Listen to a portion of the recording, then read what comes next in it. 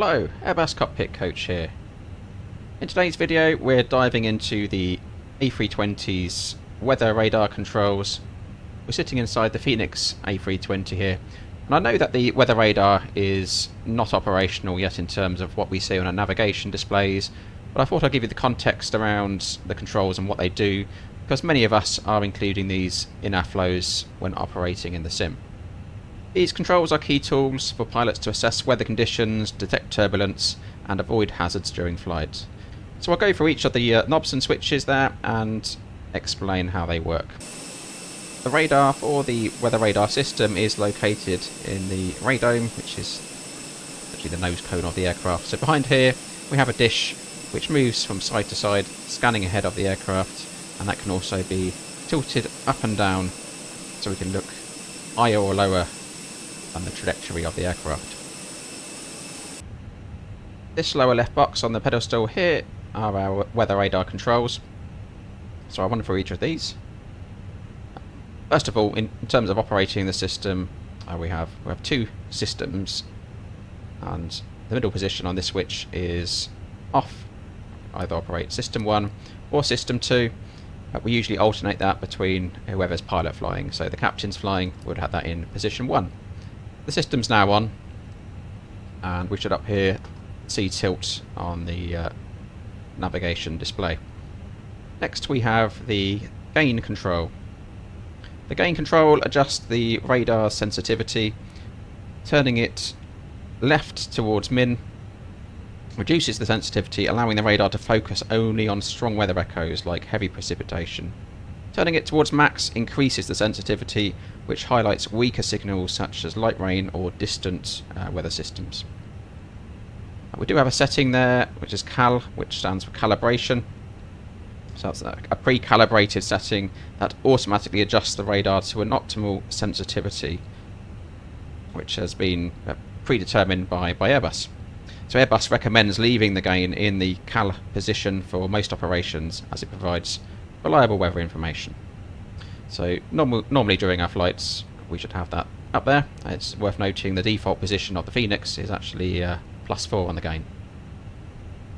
Above that we have the Multiscan function. This is quite an important and clever part of the weather radar. It's currently in the manual setting. When we have this in auto, the radar scans multiple vertical layers of the atmosphere ahead of the aircraft, combining that data to create a complete picture of the weather ahead, which is extremely helpful for identifying severe weather systems and avoiding blind spots, which can be caused by focusing on a single altitude band. So it's giving a bit of a wider view, making sure we don't miss anything. Also gives us the most pertinent information relevant to our flight. So that's a really important function, the multiscan, and quite clever.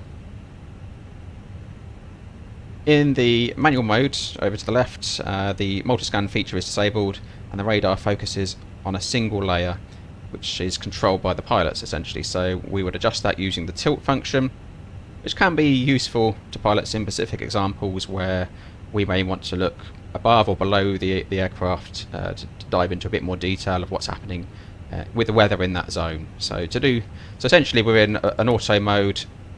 The aircraft's looking ahead between a sensible band identifying the weather pertinent to the aircraft's trajectory. But if we wanted to say look at below the aircraft, for example, we'd put that into manual and we'll adjust our tilt down. For most cases we would have multiscan in the auto setting. To the right of that we have GCS, which stands for ground clutter suppression.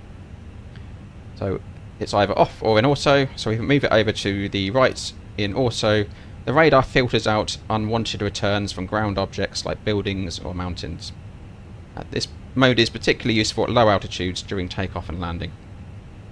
Turning GCS off obviously removes that ground clutter suppression, and you may get returns from ground objects on your displays. Not many scenarios where you'd want that, so it's normally left in the auto position.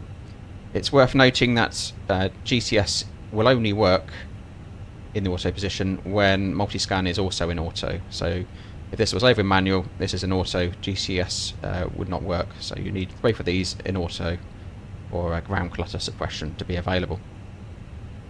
Over on the right side we have the tilt control.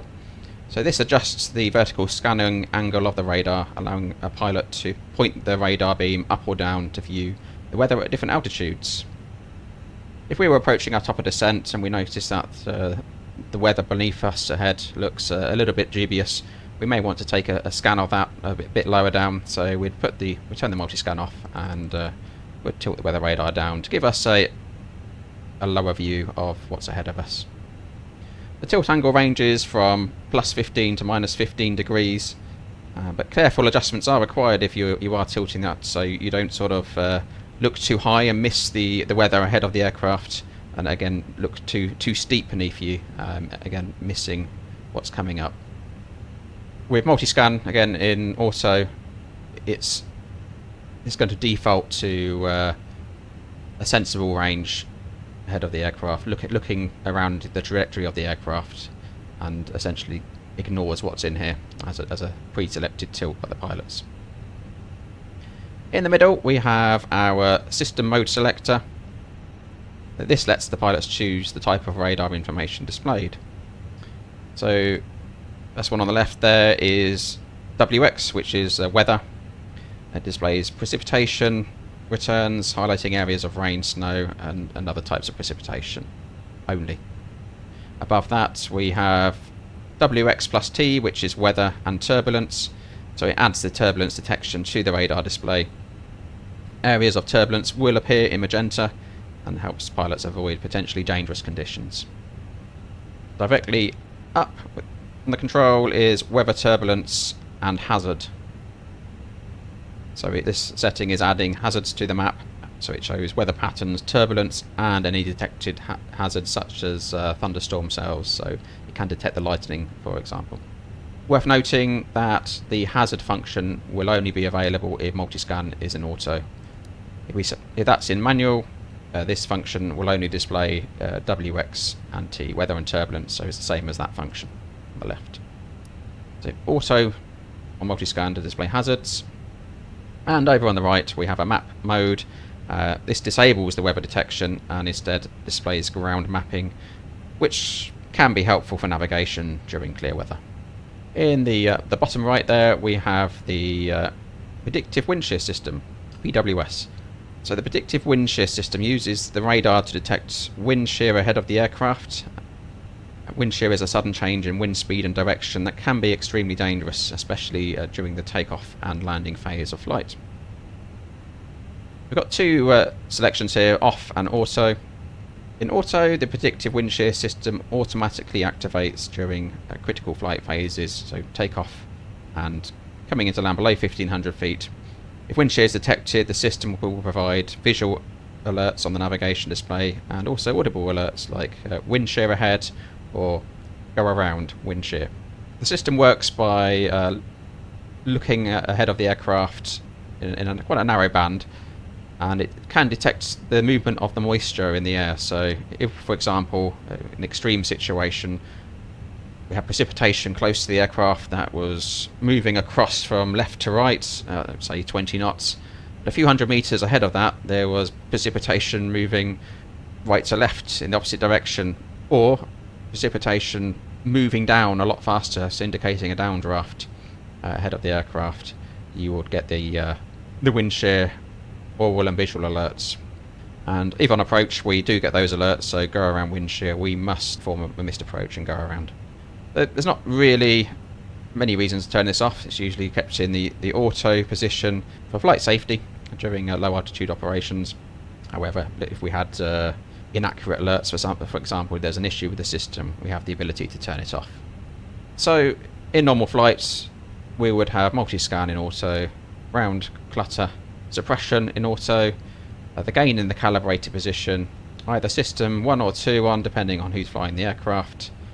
We want as much information as we can in relation to the weather and hazards, so generally weather, turbulence and hazards selected on the system control.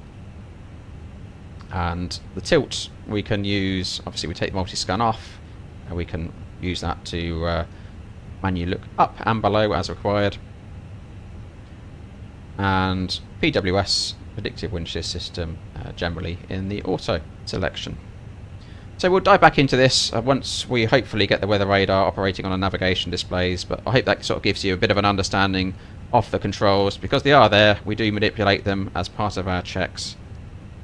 I hope you found that useful. Don't forget to hit the like button and subscribe to stay up to date with the latest content.